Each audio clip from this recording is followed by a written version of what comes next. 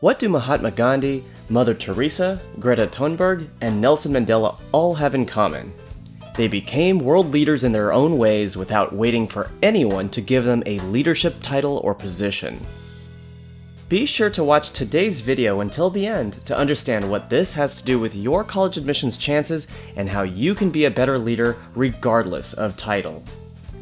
Hey everybody, James here. I'm one of the founders of Cortex Education, and I specialize in using personal development to help my students achieve college admissions success. Admissions officers want to see evidence of your leadership potential, since this is a sign that you'll go out and make a meaningful, positive contribution to the world as a graduate from the school. For example, the Harvard Admissions Handbook states that Harvard aims to educate individuals to have broad vision who will be leaders in their chosen fields.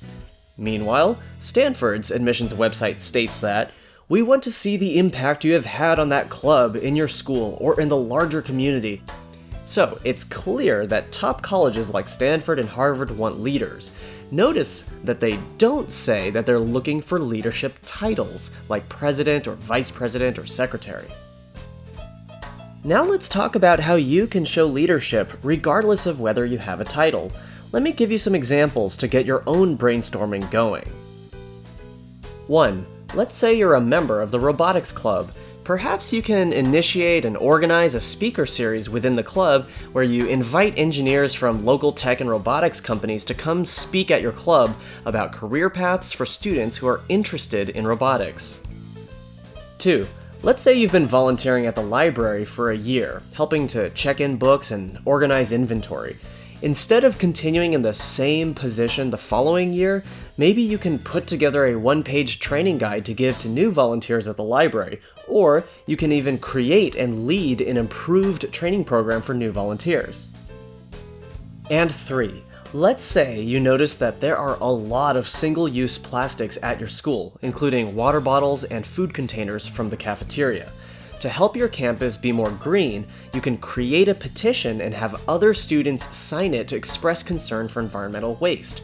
And then you can ask school administrators to switch over to products that are not packaged in single-use plastics. One of my students actually did this at her school, and her school is now completely free of single-use plastics.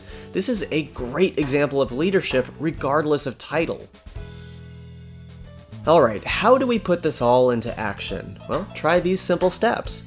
Right now, think about one organization, club, or program that you're involved in, and think about your current role and contributions.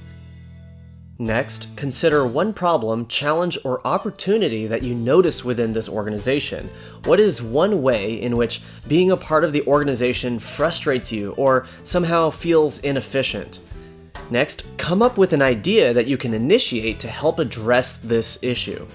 And take action starting today to make this idea a reality. It can be a tiny step, like emailing the people in charge of the organization with your new idea. Whatever you do, don't make the mistake of waiting until you have a leadership title, like president of a club, to start acting like a leader. Be a leader immediately, even if you're just a normal citizen, student, or member of an organization or club. I hope you liked this video and learned something new, and if so, please hit that like button down below because that's the only way the YouTube algorithm knows that it should share this video with more people who might benefit from it. Again, my name is James, and I'm one of the founders of Cortex Education. I specialize in using personal development to help my students achieve college admissions success. Thank you so much for joining me today, and I'll see you in the next video.